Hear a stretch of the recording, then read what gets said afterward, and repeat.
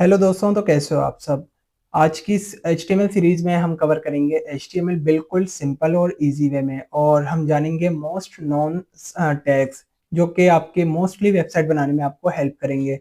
वैसे तो HTML खुद में बहुत बड़ा है, लेकिन हम इसमें जो सबसे ज़्यादा इंपॉर्टेंट टैग्स हैं जो आप मोस्टली यूज़ ही करेंगे हर जगह जब भी वेबसाइट बनाएंगे, तो हम आज वो समझेंगे। इस कंप्लीट सीरीज में हम सारे टैग्स कवर कर लेंगे जो भी आपको 90% वेबसाइट बनाने में आपके काम आते हैं। तो बगैर अपना टाइम वेस्ट किए सीधा चलते हैं कंप्यूटर स्क्रीन पर और स्टार्ट करते हैं। HTML को स्टार्ट करने के लिए सबसे पहले आपके पास होना चाहिए VS कोड एडिटर। ये कोड एडिटर है जिसके अंदर हम अपना कोड लिखते हैं। तो ये सबसे आसान कोड एडिटर है जिसके अंदर हम बहुत सारी लैंग्वेजेस लिख सकते हैं, like HTML, CSS, JavaScript, react JS, front end, back and, जो भी हम लिखना चाहें वो इस विजुअल स्टूडियो कोड के अंदर लिखते हैं। इसको डाउनलोड करने का बहुत ही आसान तरीका है, आप अपने ब्राउज़र में जाएं, यहाँ पे लिखें VS कोड डाउनलोड, और ये सबसे पहली लिंक है, इस पर क्लिक करके आप यहाँ पे अपनी विंडो में डाउनलोड कर लें। और इसके बाद इंस्टॉल का बटन, इसको इंस्टॉल कर लें और ओपन कर लेंगे। आप इस तरीके से उस पर क्लिक करेंगे तो ये ओपन हो जाएगी विजुअल स्टूडियो कोड। तो इसके बाद हमें जो सबसे पहली चीज़ होती है वो अपनी होती है फ़ोल्डर कहीं पे भी अपने क्रिएट करना। तो फ़ोल्डर को क्रिएट कर लेते हैं। मैंने HTML फ़ोल्डर क्रिएट किया है। क्रिएट करने के लिए आप अपने पीसी के अंदर कहीं पे भी जाएं, न्यू फ़ोल्डर पे क्लिक करके न्यू फ़ोल्डर यहाँ पे क्लिक करेंगे तो यहाँ पे फ़ोल्डर क्रिएट हो जाएगा। फ़ोल्डर क्रिएट कर लिया, इसके बाद आप अपने विजुअल स्टूडियो कोड में आएँ और यहाँ पे फाइल पे क्लिक करके ओपन फ़ोल्डर कर लें। ओपन फ़ोल्डर में आप आगे होने के बाद यहाँ पे HTML अपना फ़ोल्डर सिलेक्ट करें, और सिलेक्ट करने के बाद जैसे ही आप इस पे एंटर करेंगे तो यह आपका फ़ोल्डर क्रिएट हो जाएगा। यहाँ पे ये हमारा फ़ोल्डर क्रिएट हो गया है HTML का नाम से, और इसके अंदर हम सबसे पहले जो चीज़ बनाएंगे उसको बोलते हैं इसकी HTML की फ़ाइल। इसको फाइल क्रिएट करने का बहुत ही आसान तरीका है। न्यू फाइल पे क्लिक करें और यहाँ पे हम अपने फाइल का कोई भी नाम दे देते हैं। मैं इंडेक्स दे रहा हूँ। इंडेक्स की जगह आप कुछ भी नाम देना चाहें वो नाम दें, और .html जो है ये आपने देख के इसको बिल्कुल करेक्ट लिखना है। .html के अंदर कोई मिस्टेक ना हो, वरना ये फिर फाइल नहीं क्रिएट हो सकेगी। इसके अलावा इंडेक्स में आप जो भी इसकी जगह कुछ भी नाम देना चाहें वो नाम दे सकते हैं। इसके बाद जो सबसे पहली चीज़ आती है वो होता है इसका बॉयलर प्लेट। बॉयलर प्लेट किस तरीके से जनरेट करते हैं वो देखते हैं। HTML लिखेंगे और उसके बाद नीचे आ गया HTML5, इस पे जैसे ही क्लिक करेंगे तो ये हमारा बॉयलर प्लेट अब क्रिएट हो जाएगा। ये है एक बॉयलर प्लेट बोलते हैं बॉयलर प्लेट। ये क्या होता है? ये होता है स्ट्रक्चर HTML का। HTML का स्ट्रक्चर जिसके अंदर मेनली तीन चीज़ें आती हैं, HTML टैग और हेडिंग टैग, और तीसरा होता है बॉडी टैग। तो इस बॉयलर प्लेट के अंदर मेनली तीन चीज़ें आती हैं। ये क्या होता है? स्ट्रक्चर होता है HTML का, और जो हेडिंग टैग होता है उसमें हम लिंक्स लगाते हैं, और लिंक्स लगाने के अलावा हम यहाँ पे देते हैं टाइटल।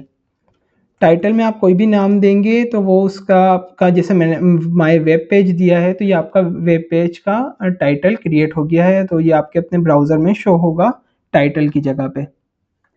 ये है। इसके अलावा हम हेड टैग के अंदर CSS को लिंक करने के लिए भी CSS की भी लिंक्स लगाते हैं, या इसके अलावा हम फ़ॉन्ट फैमिली जो यूज़ करना चाहें, तो फेव आइकन अगर हम यूज़ करना चाहें उसकी भी लिंक्स हम हेड टैग के अंदर लगाते हैं, वो हम आगे यूज़ करेंगे। इसके बाद आता है बॉडी टैग। बॉडी टैग के अंदर हम सिंपल जो भी हमें अपने वेब पेज पे शो करवाना होता है हम वो लिखते हैं। अब यहाँ पे मैं कुछ भी, मतलब कुछ भी लिखूंगा वो वहाँ पे हमारे वेब पेज के अंदर शो हो जाएगा। तो इसको वेब पेज को ओपन करने का आसान तरीका है, आप अपने जहाँ पे अपने फोल्डर बनाया है HTML नाम से उस पर डबल क्लिक करें, और यहाँ पे आपकी फाइल है इस पर डबल क्लिक करेंगे तो ये यहाँ पे आपका आपके ब्राउज़र के अंदर आपकी फाइल का जो ये आपने जो भी लिखा है कंटेंट वो शो हो गया। मैंने लिखा कुछ भी तो मैं यहाँ पे कुछ भी लिखा हुआ शो हो गया, और ये रहा title my web page. My web page इस तरीके से लिखा हुआ आ गया टाइटल के अंदर, और ये है हमारा कंटेंट। तो अब इसके बाद हम देखते हैं सिंटैक्स। सिंटैक्स क्या होता है? सिंटैक्स सिंटैक्स होता है rules of HTML। Rules of HTML, rules मतलब HTML के कुछ रूल्स होते हैं कि जो भी हम HTML के अंदर लिखते हैं वो हम लिखने के लिए सबसे ज़्यादा ज़रूरी होते हैं टैग्स। टैग नेम्स हमें याद करने होते हैं इसमें। तो जैसे हमें हेडिंग लिखनी है, सबसे ज़्यादा हम हेडिंग टैग लिखते हैं और पैराग्राफ टैग लिखते हैं। तो मेरी इस सीरीज़ के अंदर जो भी मैं HTML में पढ़ाऊँगा वो सबसे ज़्यादा जो ज़रूरी हैं, बजाय इसके कि मैं 5 घंटे की वीडियो बना के आपको बहुत सारे टैग्स एक साथ दिखा दूँ, तो इससे अच्छा है कि जो चीज़ आप मोस्टली 95% वेबसाइट बनाने में आपके टैग्स इस्तेमाल होते हैं, मैं सिर्फ़ वो आपको कवर करके दिखाऊँगा। और फिर हम आगे जाएँगे तो रिएक्ट में और HTML CSS में भी जो भी हम वेबसाइट बनाएँगे तो देख लीजिएगा ये आप मोस्टली यही टैग्स यूज़ कर रहे होंगे। तो सबसे इसमें इम्पोर्टेंट टैग आता है वो होता है हेडिंग टैग। हेडिंग टैग लिखने का तरीका होता है लेस देन साइन, H1 और इसको ग्रेटर देन साइन, और इसी तरीके से क्लोज भी करते हैं, less than sign forward slash H1 sign और इसके बाद ये हो गया हमारा ग्रेटर देन साइन। ये हमारा हो गया हेडिंग टैग। टैग मतलब आप कुछ भी इसमें लिखेंगे तो ये आपका कुछ भी टैग बन गया।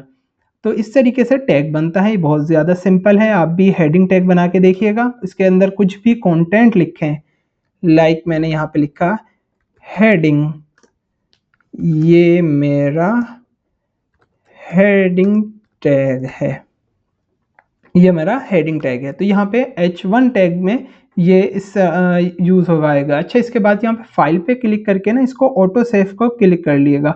तो जब भी आप कुछ भी चेंजेस करेंगे ना तो आपको बार बार सेव करने की ज़रूरत नहीं होगी। तो यहाँ पे आप अपने ब्राउज़र में आएँ और इसको यहाँ पे रिफ़्रेश कर दें। तो ये देखें मैंने यहाँ पे लिखा था, मैंने कुछ भी सिंटैक्स जो भी कुछ मैंने यहाँ पे लिखा है और मैंने यहाँ पे हेडिंग टैग लिखा है, तो यहाँ पे हमारा हेडिंग टैग भी शो हो गया है। तो यहाँ पे इस तरीके से लिखते हैं हेडिंग टैग। हेडिंग टैग जो होता है हमारा वो फ़ॉन्ट को बोल्ड कर देता है, मतलब बड़ा करके दिखाता है, उसका साइज़ बड़ा करता है और इस तरीके से हमारी हेडिंग होती है। जैसे न्यूज़पेपर पढ़ते हैं आप, उसमें भी सबसे ऊपर जो हेडिंग लिखी हुई होती है, और जो आप किसी भी वेबसाइट पे चले जाएँ तो उसमें भी सबसे ज़्यादा जो ऊपर लिखी हुई होगी वो हेडिंग लिखी हुई होगी और उसके बाद उसका पैराग्राफ टैग। तो अच्छा, पहले हेडिंग को कवर करते हैं। हेडिंग के अंदर ना 6 टाइप्स होती हैं, H1 से लेकर H6 तक। तो H2 लिखते हैं, H2 लिखा और इसका क्लोज़ किया, ये हमारा ओपनिंग टैग हो गया, ये हमारा क्लोजिंग टैग हो गया। इसके अंदर हम बीच में कुछ भी कंटेंट लिख सकते हैं, आप अपनी मर्ज़ी से कोई भी कंटेंट लिखें। मैंने लिखा है हेडिंग नंबर 2 और इसको आके रिफ्रेश करेंगे अपने जैसे इसको, तो देखें ये हेडिंग 2 जो है H2 टैग वो उससे हेडिंग 1 से छोटा होता है। इसी तरीके से H6 टैग्स तक टैग्स होते हैं, वो सारे आप लिख के देखिएगा एक दफ़ा ताकि आपको भी प्रैक्टिस हो जाए। इसके बाद हम सीधा चलते हैं पैराग्राफ टैग पे। पैराग्राफ टैग लिखने का बहुत ही आसान तरीका है। यहाँ पे आप लेस देन साइन लिखा, पी टैग लिखेंगे और इसको ग्रेटर देन साइन लिखेंगे और इसके बाद इसका क्लोजिंग टैग लिखेंगे पैराग्राफ का। तो इसके अंदर हम जो भी कंटेंट लिखेंगे वो हमारा पैराग्राफ टैग का एज ट्रीट होगा। अब मैं कंटेंट जहाँ तो आप चाहें कोई सा भी पैराग्राफ लिख के जनरेट करवाएं, या उसकी एक ट्रिक होती है लोरेम नाम से। लोरेम कीवर्ड लिखेंगे और उसके बाद कोई भी नंबर दे देंगे। अगर मैं 20 दे के इंटर हिट करूँगा तो 20 वर्ड्स का पैराग्राफ जनरेट हो जाएगा।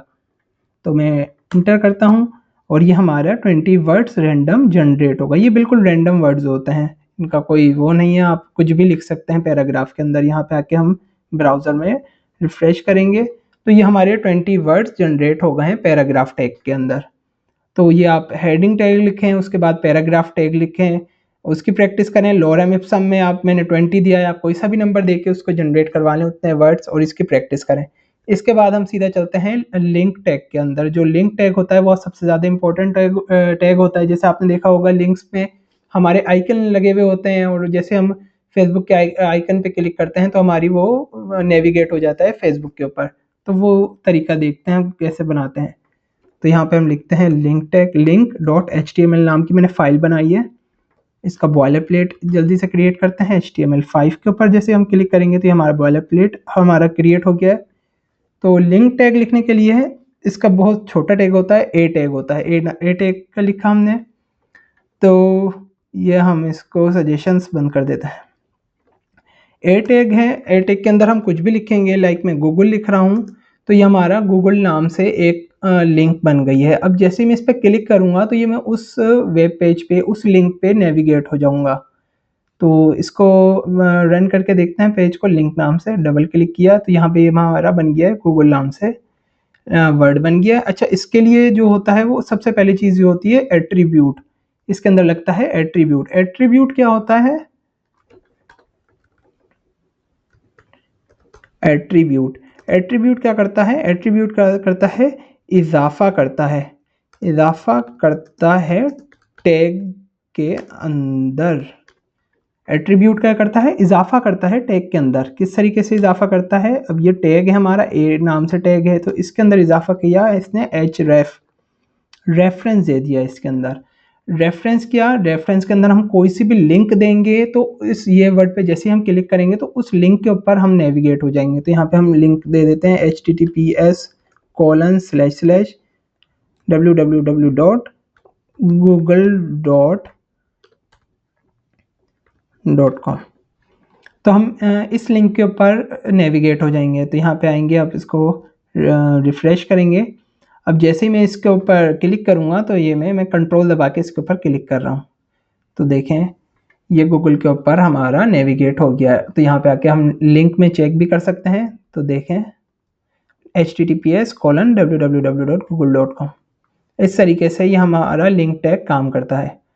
तो अब इसके बाद जो चीज़ सबसे ज़्यादा इम्पोर्टेंट है वो हमारा होता है इमेज टैग। हम अपनी वेबसाइट के अंदर, वेब पेज के अंदर इमेज कैसे लगाते हैं, तो उसके लगाने के लिए भी इमेज टैग यूज़ होता है। जो इमेज टैग होता है वो सेल्फ क्लोजिंग टैग होता है, मतलब इसके लिए हमें कोई क्लोजिंग टैग की ज़रूरत नहीं होती। तो इसका भी एट्रीब्यूट जो होता है वो होता है सोर्स, SRC। सोर्स के अंदर हम देते हैं इमेज की लिंक। जो यहाँ पे मैंने random.jpg है ना, ये मैंने एक इमेज डाउनलोड की हुई है।